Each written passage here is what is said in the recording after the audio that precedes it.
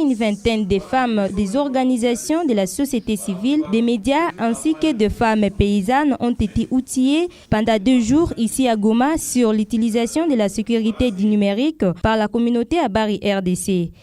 Beaucoup de personnes que nous sommes étaient dans l'ignorance de certaines fonctionnalités, mais maintenant, après cette formation, nous sommes sûrs de bien maintenant maîtriser l'outil et commencer à s'en sortir, quand bien on serait comme par avant bloqué devant une difficulté.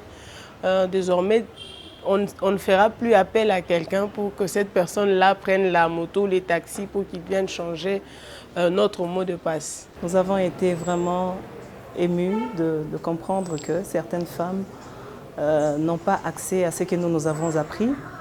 C'est une triste information, mais nous devons quand même aller aussi parler aux autres, aller communiquer, aller apprendre aux autres ce que nous avons appris.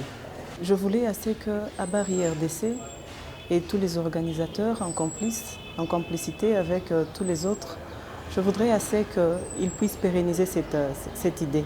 C'est une très bonne idée que nous encourageons et que nous voulons toujours voir être pérennisée. C'est maintenant qu'on vient de commencer. En tout cas, nous avons encore autre chose et tant de choses à se dire parce que nous avons dit qu'on avait nombreuses questions. On n'a pas eu à tout poser. Maintenant, nous sommes dit qu'il fallait créer même un groupe WhatsApp. En fait, avant de continuer avec les formations, on peut discuter, on peut poser certaines questions liées à la numérisation dans les groupes WhatsApp, en attendant qu'on organise notre formation.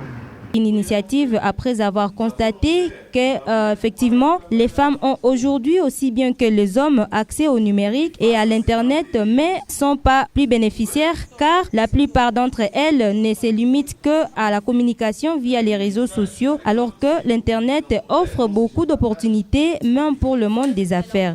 De surcroît, Elvis Katana, coordonnateur de Habari RDC, a rappelé que les femmes sont aussi vulnérables sur Internet, faute de connaissances sur la sécurité numérique, et cet atelier était donc une opportunité de parler de la sécurité. Voilà, il y a plus d'hommes qui utilisent Internet que des femmes. Donc, il y a vraiment un besoin maintenant d'encourager les femmes, d'outiller les femmes aussi à s'approprier davantage cet outil autant que les hommes.